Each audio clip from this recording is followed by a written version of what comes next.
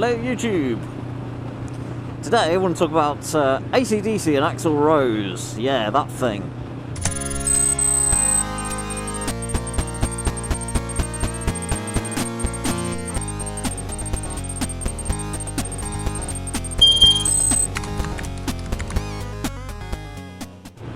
So just in case you might have missed it, Brian Johnson was recently told that he couldn't do gigs anymore, otherwise he'll go deaf. He'll lose his hearing permanently.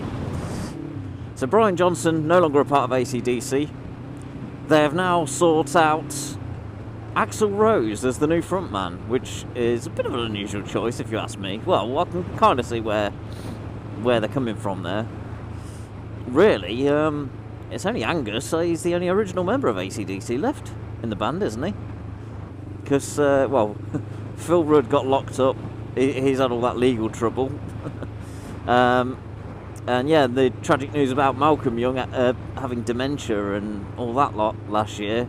It's been a really unlucky couple of years for AC/DC.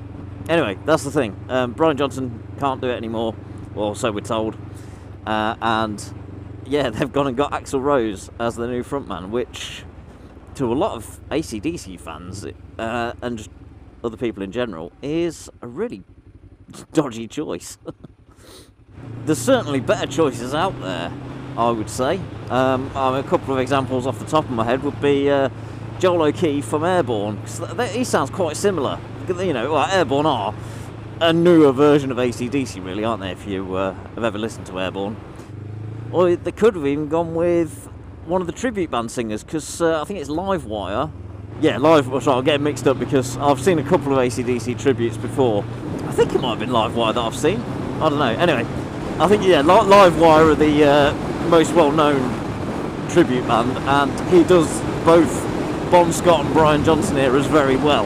However, AC/DC had already got gigs lined up and tickets sold and everything, so would it have been right of them to replace Brian with somebody that most people would never have heard of? I don't know. I'm pretty sure it is all to do with money at the end of the day, certainly when it comes to these huge rock bands. So putting someone like Axl Rose up front is probably not going to affect the amount of people wanting refunds on their tickets and stuff. Because chances are, if you're an AC/DC fan, you're probably a fan of Guns N' Roses as well. I mean, in my opinion, I think given the news that Brian could no longer perform, it would probably just been best for them to call it a day. I mean, they've had a really good run. I mean, 40 plus years they've been going. They could have just said, that's it. It's been a great ride, but it's over now.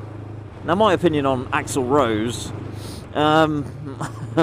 not a fan, to be honest. I like Guns N' Roses, the original Guns N' Roses sort of stuff.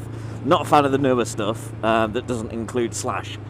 But the original Appetite for Destruction and Use Your Illusion and all that lot, yeah, it's all good stuff. And Axl is a good frontman.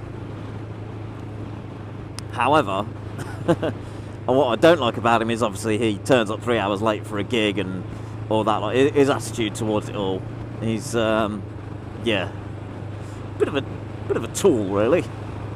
So yeah, at first when I heard the news, I was like, oh no way, that is just wrong. Sacrilege. So hopefully he won't be allowed to turn up late to an AC/DC gig. And would you really, if you just landed the job of frontman for one of the biggest rock bands going, even bigger than your own? You're not gonna mess that up, are you? You're not gonna mess that opportunity up. Now, Angus did come out and perform with Guns N' Roses at Coachella Festival the other day, and there's a couple of like fan filmed videos which don't tend to be very good quality, but I gave one a watch anyway just to see what he was like at AC/DC songs, because they played Whole Lotta Rosie and Riff Raff, and actually I think Axl will do well at the Bon Scott era stuff. He sounds right for that, I'll give him that, but not sure about the Brian Johnson stuff, like, you know, Back in Black and things like that. I'm not quite sure how that's going to come out from Axl. I guess we'll have to wait and see.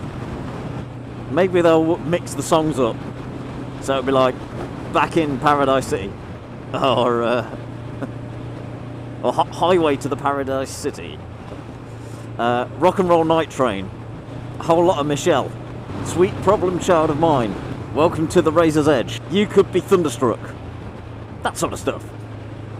Anyway, let me know what you think. If you're a fan of either or both AC/DC, Guns N' Roses, what do you think on the whole situation? Let me know in the comments.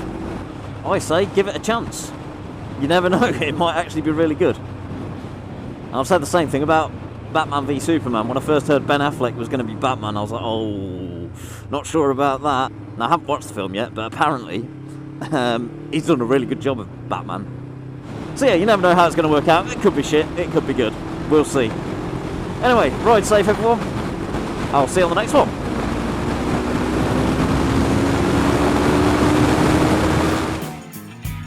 But no, having a good think over the weekend, I'm actually going to do something about it rather than just hide away from it, if you like. So we'll see how that goes. So yeah, enough talking about Facebook. I did enough of that last week on the video